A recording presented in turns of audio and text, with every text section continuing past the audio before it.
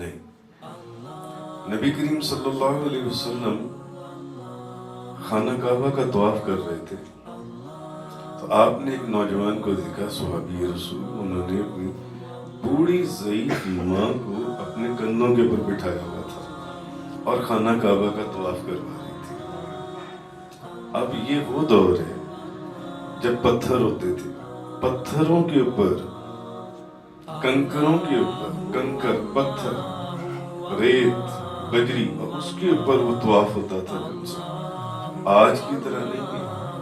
کہ وہ سمندر کی ساتویں تہہ سے جان سے وہ جو گرینائٹ ماربل نکال کر جس کی تاثیر بھی ٹھنڈی ہے کہ آپ اس کے اوپر طواف کر رہے ہیں،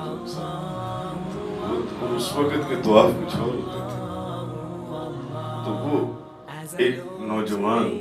اپنی بوڑھی ضعیف ماں کو اپنے کندھے کے اوپر بٹھا کر خانہ کعبہ کا طواف کر رہے ہیں۔ اس نے دیکھا کہ نبی پاک صلی اللہ علیہ وسلم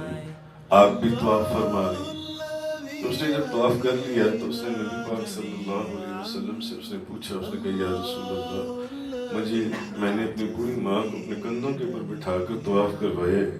کیا میں نے اپنی ماں کا حق ادا کر دیا؟ نبی پاک صلی اللہ علیہ وسلم نے فرمایا حق ادا کرنے کا ایک سانس کا بھی حق ادا نہیں